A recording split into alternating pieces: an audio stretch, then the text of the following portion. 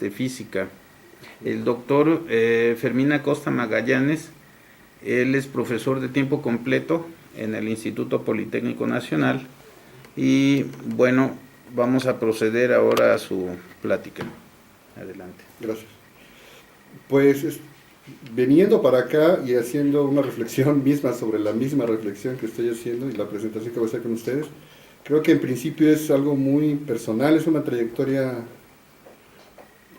pues que yo podría decir que, bueno, que viví como estudiante en las clases de física y que también se ha repetido también en mi situación como docente. Entonces voy a hablar nuevamente con el título Reflexiones sobre prácticas docentes, epistemología y escepticismo en las clases de física, ¿no?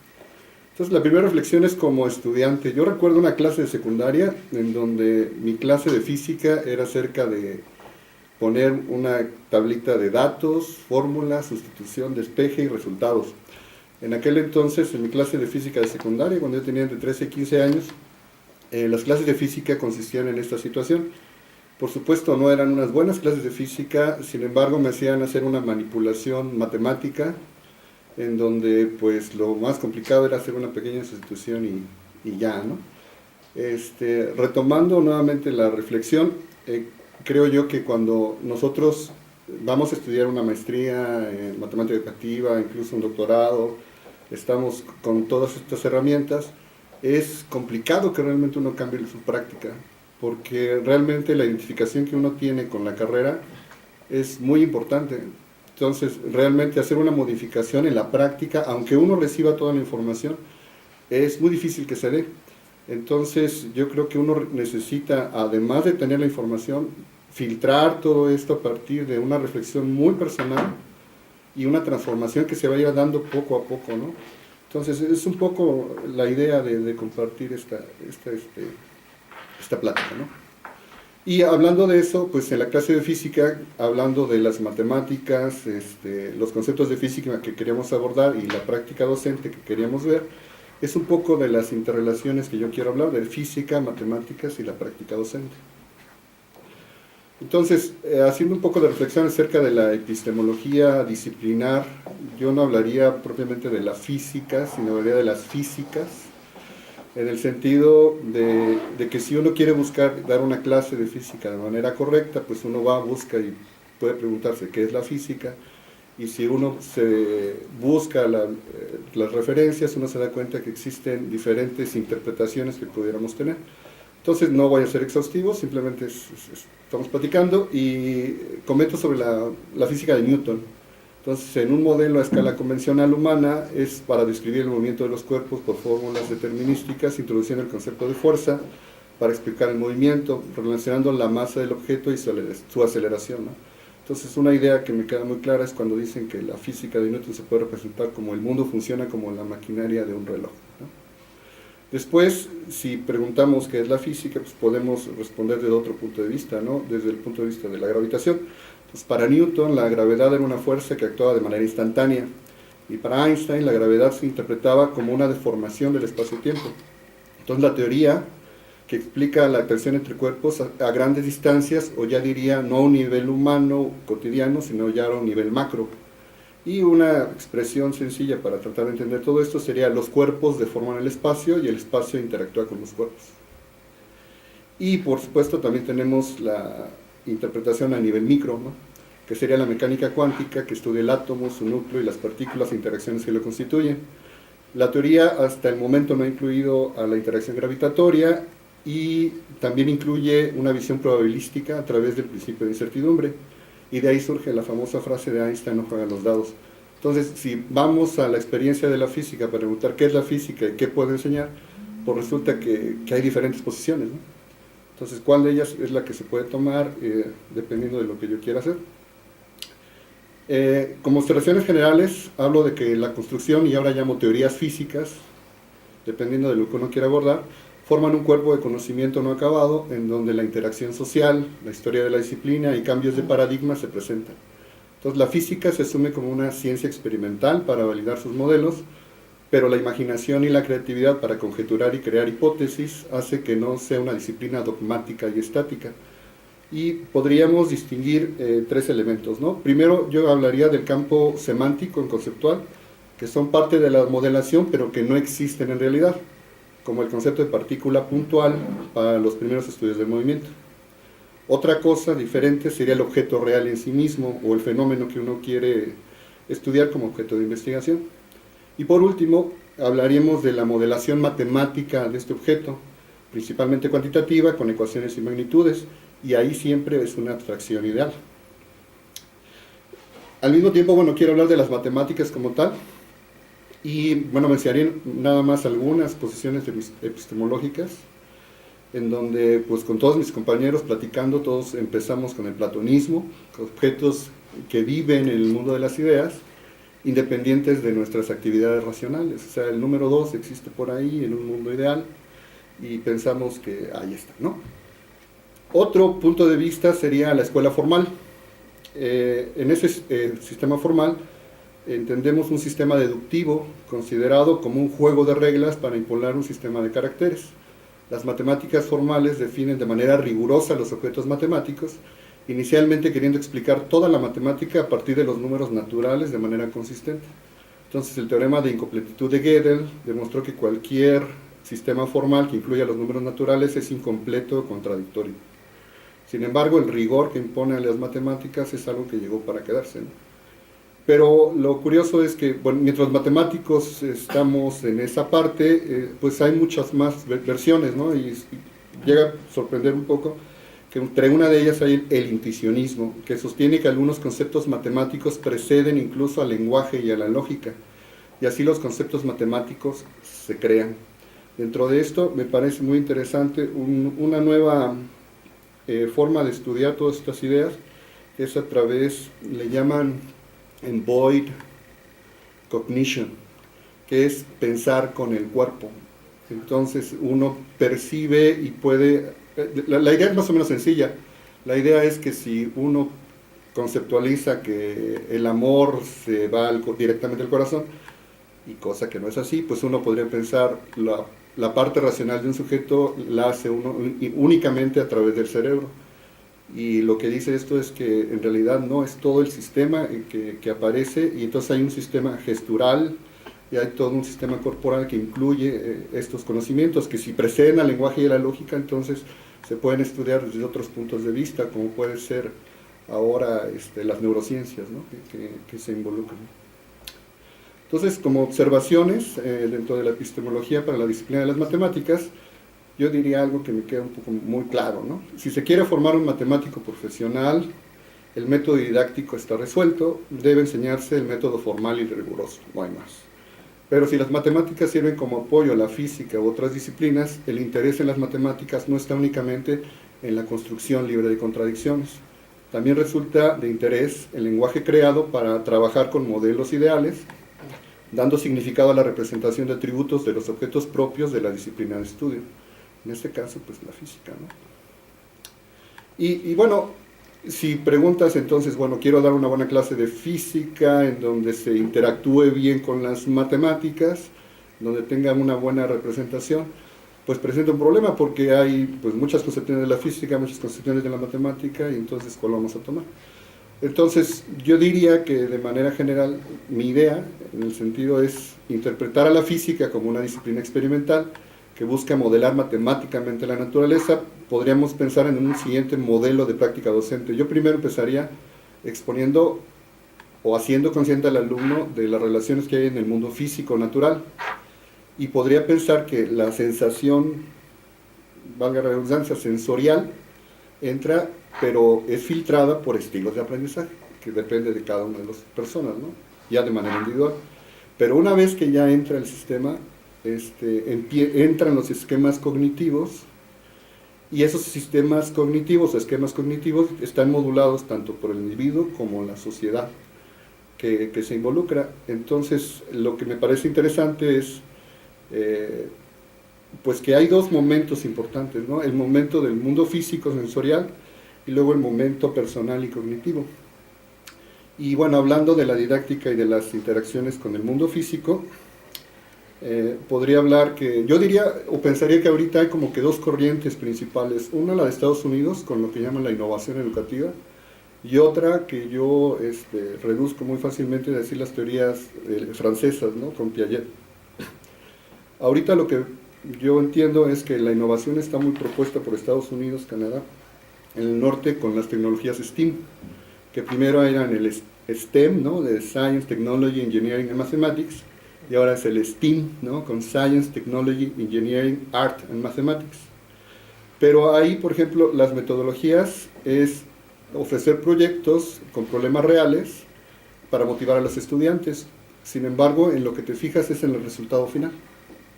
Entonces, cómo el alumno adquiere y cómo entra en esos procesos, eso no se estudia. O sea, me parece muy interesante que dentro de la filosofía pragmática de Estados Unidos lo que buscan es un resultado final, ¿no? Entonces, cuando se expone a los alumnos a este tipo de proyectos, lo que uno busca es calificar con rúbricas los resultados, y bueno, no hay necesariamente en la propuesta un seguimiento de la parte cognitiva, en principio porque no les interesa, ¿no? Aquí han salido yo creo que prácticas interesantes como la clase invertida, el pensamiento crítico, el mismo aprendizaje basado en proyectos, aprendizaje basado en retos. Todo eso es interesante y si efectivamente tiene sus buenos resultados, ¿no? Pero ¿por qué tenemos prácticas que sí funcionan y a veces no? Eso lo podría responder el punto de vista cognitivo, ¿no? Siguiendo con las observaciones, continúo con esquemas cognitivos y por lo expuesto anteriormente y para entender las fortalezas y debilidades de nuestras prácticas docentes, se hace necesario estudiar los procesos de esquemas cognitivos de nuestros alumnos. Es decir, se hace necesario entender los procesos de abstracción y adquisición de la modelación, buscando esclarecer la relación matemáticas, física, objeto, entendiendo que no solo son procesos individuales que dependen de un entorno social que no es totalmente generalizable a cualquier población, sino también dependen de una aproximación por parte del docente que sea deliberadamente posicionada en una visión epistemológica del conocimiento que se quiere construir. Yo aquí creo que, y hablando nuevamente de la experiencia personal, recibes toda la información que te puede dar los términos educativos, pero no es hasta que ya filtras y realmente entiendes todo lo que está pasando como para que realmente se dé el cambio. Entonces necesita haber un convencimiento muy fuerte y eso pasa por la misma formación de uno. Entonces si no te cuestionas esta parte epistemológica, no tienes un marco para hacer otras referencias, ¿no? Entonces me hace muy interesante la propuesta de checar la visión epistemológica. Como última reflexión, yo diría que para entrarle como profesor a estos temas y tratar de incorporar toda la información que recibe por todas las investigaciones que se hace, yo diría hay que empezar como que sencillito, hay que empezar despacito y por ejemplo dejar proyectos, hacer rúbricas, de repente si es posible hacer un estudio cognitivo, si no pues no es necesario, pero entrarle, ¿no? O sea, empezar a modificar nuestra práctica, ver las ventajas, desventajas que tenemos y realmente nos podemos llevar bastantes sorpresas. Yo en la plática comento que pues si buscamos la validez de la física en las clases, yo creo que antes de eso necesitamos también ser escépticos, ¿no? O sea, decir, yo tengo un sistema de creencias y lo que voy a hacer es validar lo que yo creo, ¿no? Entonces, antes de intentar hacer una conjetura, entrar a un laboratorio, ver un experimento, entonces yo puedo simplemente ver caer una manzana 1, 2, 3, 4, 5, 6, 7 veces y eso no quiere decir que yo vaya a generar, ¿no?, la ley de gravitación universal. Si yo estoy convencido de que la explicación es simplemente se tiene que caer porque se tiene que caer y ya, ¿no?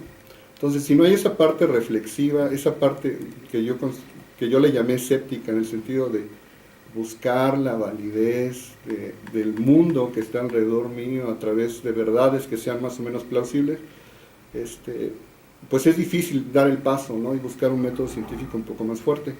Y yo lo relaciono porque en México, que es pues donde nosotros estamos, el pensamiento mágico es algo que está siempre. Y esto está relacionado con el bajo desempeño escolar que hay por los exámenes como PISA por parte de la OCDE, ¿no?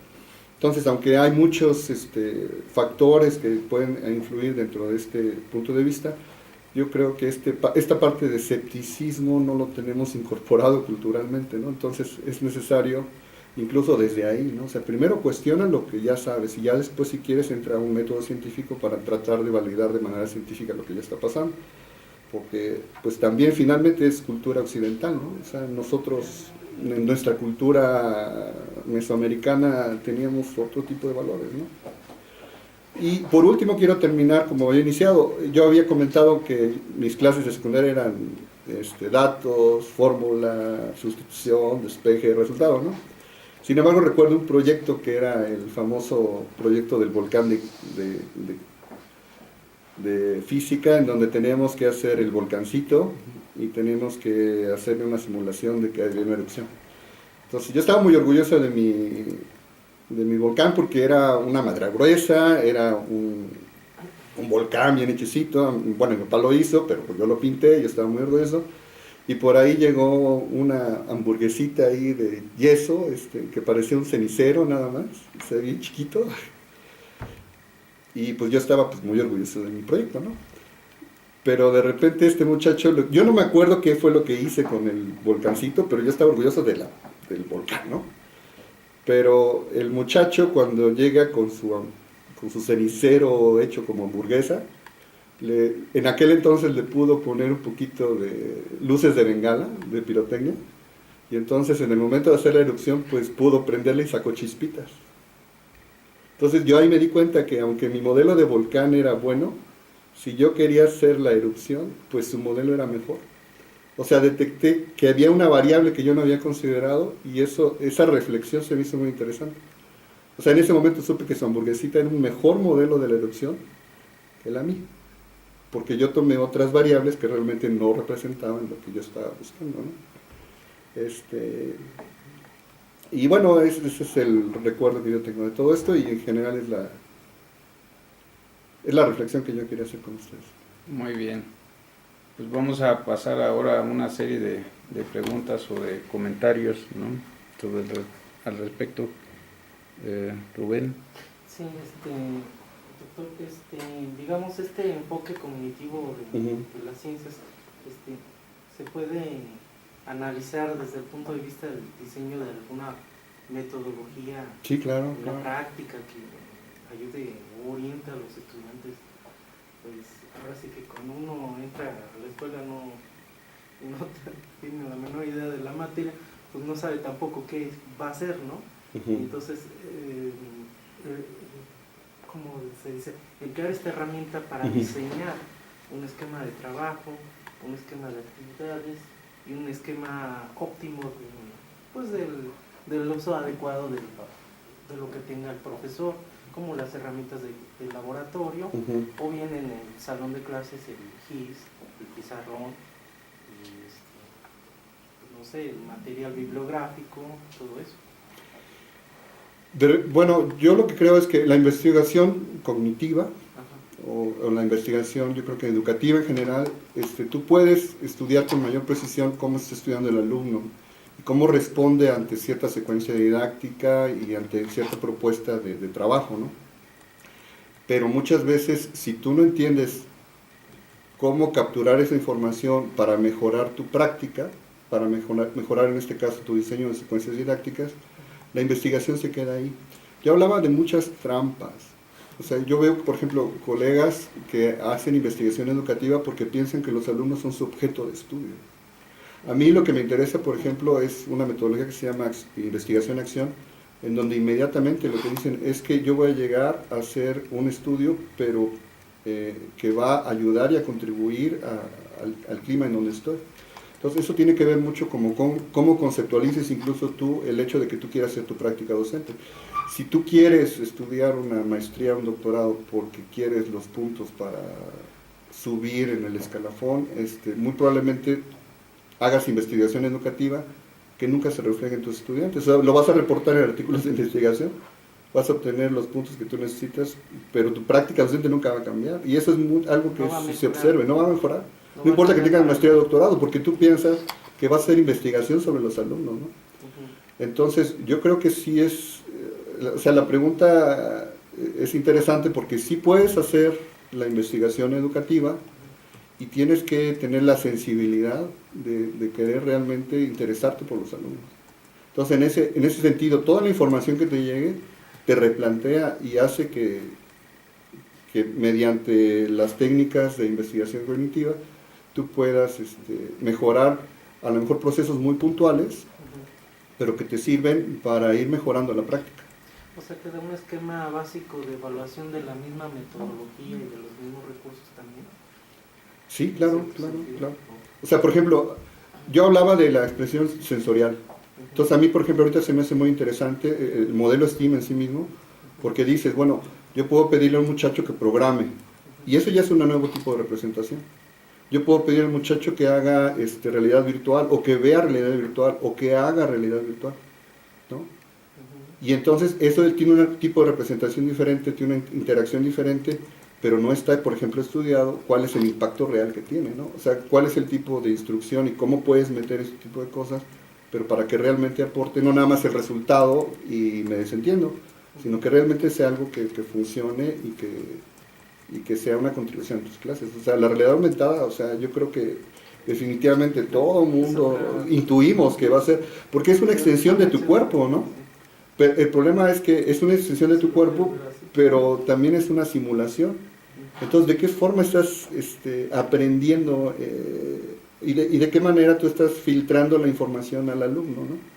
Entonces, hay cosas que no están claras. ¿Cómo puede asimilar un alumno el hacer esas cosas, ¿no?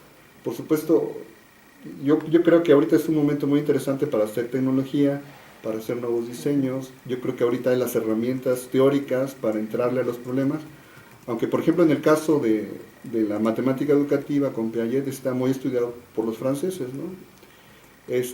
Pero yo no he visto que se vayan a una aplicación así fuerte a otras áreas, ¿no? Que ese eco que hay, esas comunidades fuertes que las haya también para ingeniería, para física, incluso para economía, ¿no? Que no se habla, ¿no? Para los psicólogos, para todos ellos. O sea, si tú entiendes esas conexiones, tú puedes plantear, yo creo que actividades muy interesantes para un sector muy grande de estudiantes. Muchas gracias, doctor. ¿Tú, Ricardo? No, nada más un comentario. Yo creo que en general cualquier estudiante de maestría o doctorado que hace investigación educativa, al llevar los cursos y al hacer investigación, al final termina cambiando un poco su forma de hacer su práctica docente, ¿no? Sin embargo, quizá lo que falte ahí es documentarlo. Eso no está, y eso es parte de lo que yo te quería preguntar. ¿Qué información obtienes tú de esos procesos cognitivos que estabas hablando? ¿Qué información? Sí, ¿cómo la recuperas o qué información tienes? Por ejemplo, a mí se me hace muy interesante el hecho desde el punto de vista formal. Por ejemplo, tú no puedes decir que hay un aprendizaje, al menos en matemáticas, si no son capaces de hacer el desarrollo formal y deductivo, ¿no? Pero entonces ahí viene la cuestión. Entonces, el sistema formal finalmente es un sistema acabado. Entonces, la intuición que tienes sobre, o sea, ¿cómo creas nuevas matemáticas? Entonces, hay un sistema intuitivo que a lo mejor no llega a incorporar los sistemas formales, pero ese es otro tipo de conocimiento. Eso se llama creatividad. Se llama creatividad, pero en la intuición de construir un nuevo objeto que a lo mejor todavía no tienes bien desarrollado, ¿no? Bueno, sí. O sea, finalmente es eso, es la creatividad, y es como finalmente los físicos, los matemáticos desarrollan la ciencia, ¿no? Pero si nada más los evalúas por, ya necesito que esté la ciencia bien hechecita, bien acabada, bien esto, porque si no tienes conocimiento matemático o físico, ¿no?